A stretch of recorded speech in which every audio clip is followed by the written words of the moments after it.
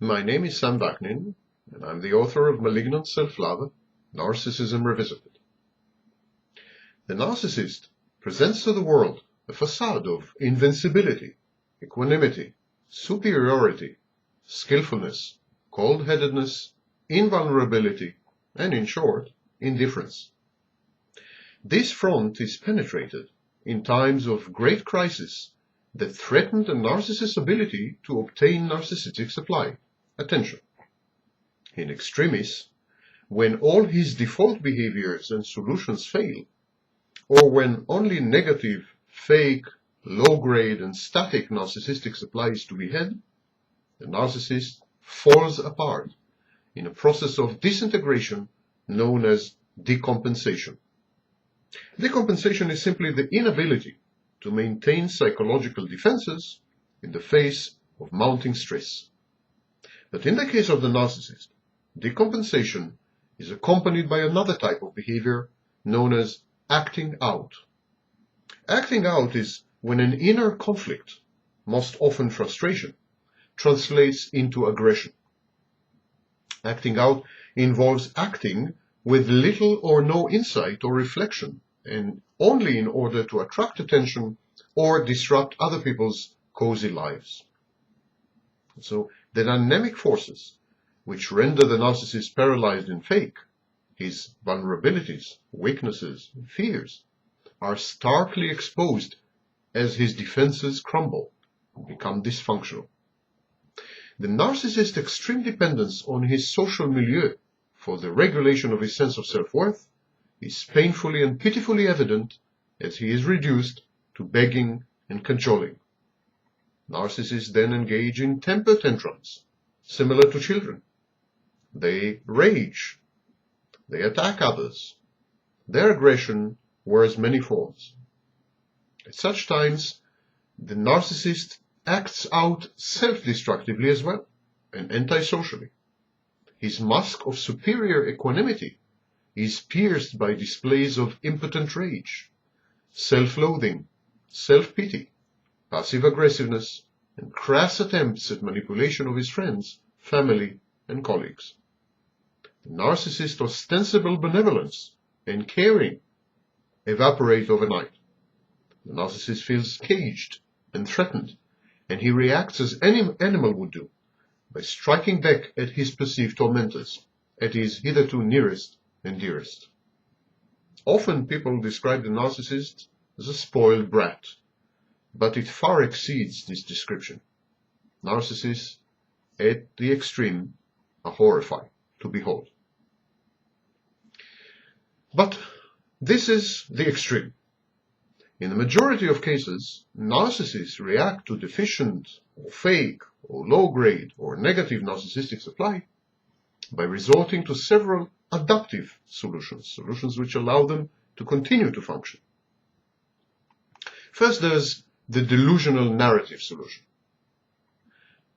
The narcissist constructs a narrative, a story, in which he figures as the hero and the protagonist. He is brilliant, perfect, irresistibly handsome, destined for great things, entitled, powerful, wealthy, the center of attention, etc. The bigger the strain on this delusional charade, the greater the gap between fantasy and reality, the more the delusion coalesces, solidifies, and ossifies, and encases the narcissist. Finally, if it is sufficiently protracted, this delusion replaces reality, and the narcissist's reality test deteriorates even onto the point of psychosis. The narcissist withdraws his bridges and may become schizotypal, catatonic, schizoid, or, as I just said, psychotic. This is one solution. Another is the antisocial solution. The narcissist, faced with a discrepancy between his reality and his self-perception, renounces reality.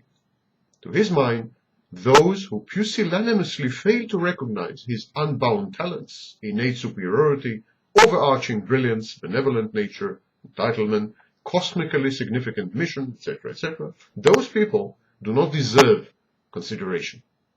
The narcissist's natural affinity with the criminal, his lack of empathy and compassion, his deficient social skills, his disregard for social laws and mores and morals. All these now erupt and blossom in this solution. Narcissist becomes a full-fledged antisocial, known as sociopath or psychopath. He ignores the wishes and needs of others. He breaks the law. He violates all rights, natural and legal. He holds people in contempt and disdain. He derides society and its codes. He punishes the ignorant ingrates that, to his mind, drove him to this state. And he does that by acting criminally and by jeopardizing their safety, lives, or property. A variant of this pattern of antisocial conduct is known as passive-aggressive solution. The passive-aggressive solution wears a multitude of guises: procrastination, malingering, perfectionism, forgetfulness, neglect, truancy, intentional inefficiency, stubbornness, and outright sabotage. This repeated and advertent misconduct has far-reaching consequences and effects. Consider the passive-aggressive narcissist in the workplace. He or she invests time and efforts in obstructing their own chores and in undermining relationships in the workplace. But these self-destructive and self-defeating behaviors wreak havoc throughout the office, throughout the workshop, throughout the workplace. Despite the obstructive role they play, passive-aggressives feel unappreciated, underpaid, cheated, and misunderstood. They chronically complain, whine, carp, and criticize.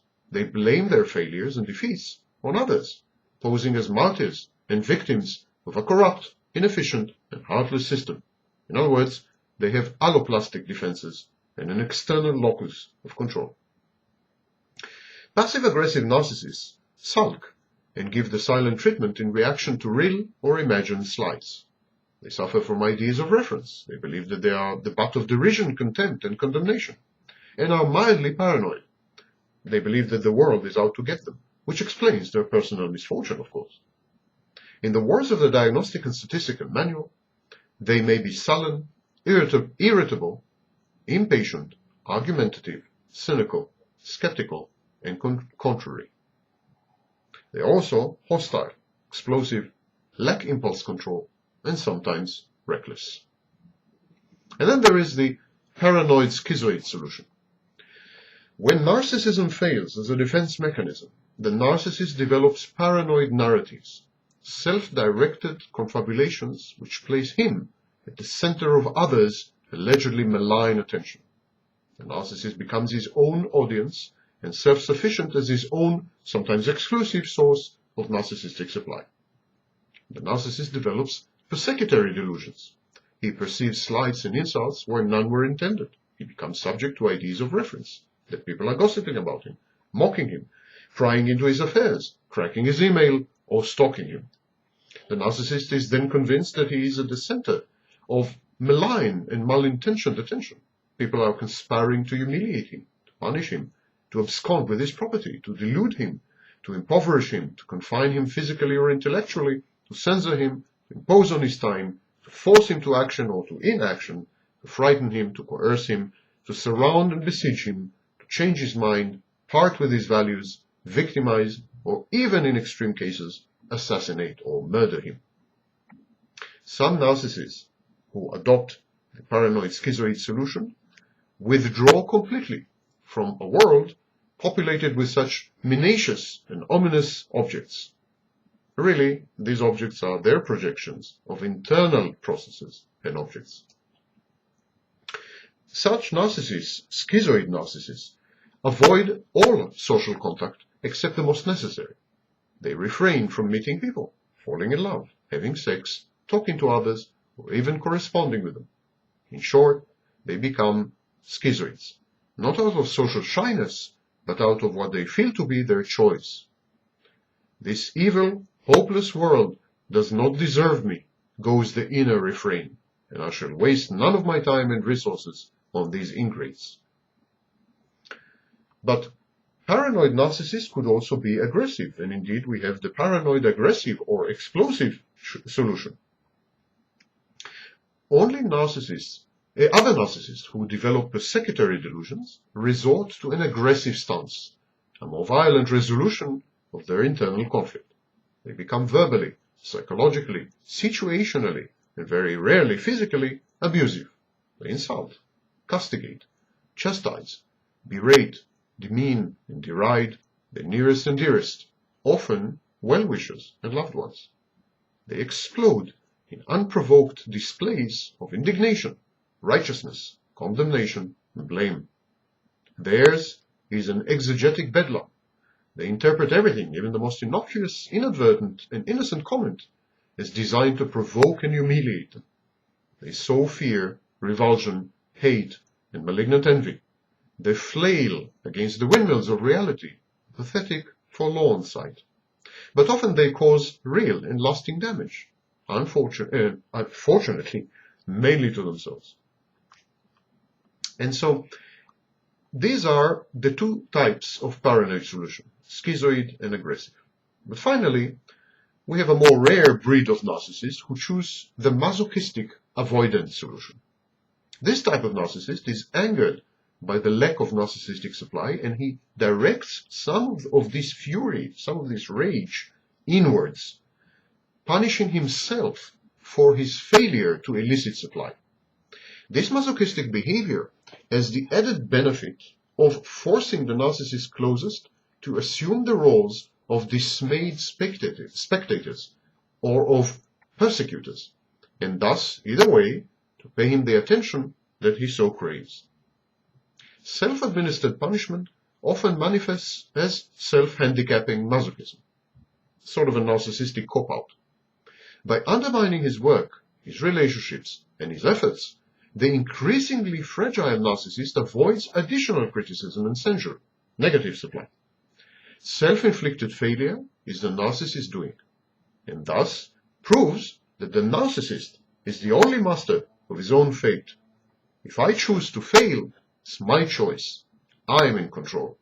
It was not brought about by anyone outside my ambit and remit of rule, of control. Masochistic narcissists keep finding themselves in self-defeating circumstances, which render success impossible. And, as Millen says, also make an objective assessment of their performance improbable. They act carelessly, withdraw in mid-effort, are constantly fatigued, bored, or disaffected, and thus passive-aggressively sabotage their own lives. Their suffering is defiant, and by deciding to abort, they reassert their omnipotence. The narcissist's pronounced and public misery and self-pity are compensatory. Again, as Millen says, they reinforce the narcissist's self-esteem against overwhelming convictions of worthlessness. The narcissist's tribulations and anguish render him, in his own eyes, unique, saintly, virtuous, righteous, resilient, and significant. Such narcissists are, in other words, their own source of narcissistic supply. All these behaviors are self-generated narcissistic supply. Paradoxically, this type of narcissist, the masochist, the worse his anguish and unhappiness, the more relieved and elated he feels, because the more narcissistic supply he gets, either from himself or from those around him.